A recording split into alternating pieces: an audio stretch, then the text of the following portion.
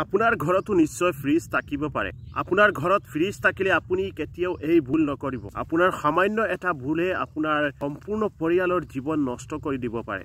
হয়তো ভয়ংকৰ বিপদত পৰিব পাৰে আপুনি। গতিকে আজিৰ ভিডিঅ'টো স্কিপ নকৰাকৈ সম্পূৰ্ণ শেষলৈকে চাওক। লগতে ভিডিঅ'টো শ্বেয়াৰ কৰি দিয়ক যাতে আপোনাৰ প্ৰফাইলত থকা আন সকলো বন্ধু-বান্ধৱীয়ে জানিব পাৰে। নতুনকৈ চাই থাকিলে পেজটো ফলো কৰি ল'ব আৰু ইউটিউবত চাই থাকিলে চেনেলটো ছাবস্ক্ৰাইব কৰি ল'ব। তেনেহ'লে হওক দেৰি নকৰি ভিডিঅ'টো আৰম্ভ কৰোঁ।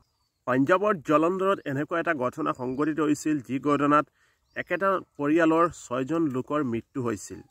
ফ্ৰিজৰ কম্প্ৰেছৰ ফাটি যোৱাৰ ফলত 6জন লোকৰ একেলগে মৃত্যু হৈ গৈছিল। ফ্ৰিজৰ কম্প্ৰেছৰ ফাটি যোৱাৰ মেইন কাৰণ হৈছে ফ্ৰিজটো ৱালৰ বৰ বেছি কাষত থকা বা একেবাৰে লগালগিকৈ ফ্ৰিজটো ৱালৰ কাষত ৰাখিলে ফ্ৰিজৰ কম্প্ৰেছৰ ফাটি যোৱাৰ সম্ভাৱনা থাকে। আপোনাৰ ফ্ৰিজটো কমচে কম ৱালৰ 6 পৰা 7 ইঞ্চি দূৰত ৰাখিব লাগে যাতে কম্প্ৰেছৰৰ বতাহ পাৰ হৈ যাব পাৰে। ইয়াৰ উপৰি যদি আপোনাৰ ফ্ৰিজৰ কম্প্ৰেছৰৰ পৰা বহুত বেছি শব্দ ওলাই আহি আছে তেনেহ'লে সেইটো কেতিয়াও ইউজ নকৰিব, সেইটো বন্ধ কৰি ৰাখি থৈ দিব আৰু যিমান দূৰ সম্ভৱ হয় সোনকালে সেইটো ছাৰ্ভিচিং কৰাই ল'ব। ইয়াৰ উপৰি যদি ফ্ৰিজৰ পৰা অতিৰিক্ত পানী ওলাই আছে তেনেহ'লে সেই অৱস্থাটো ফ্ৰিজটো ইউজ নকৰিব, কিয়নো কাৰেণ্ট পানীত লাগি যাব পাৰে আৰু তাৰ ফলতো বিপদত পৰিব পাৰে। গতিকে ফ্ৰিজ থাকিলে আপুনি সাৱধান হৈ থাকিব আৰু লগতে এইখিনি কথা মনত ৰাখিব।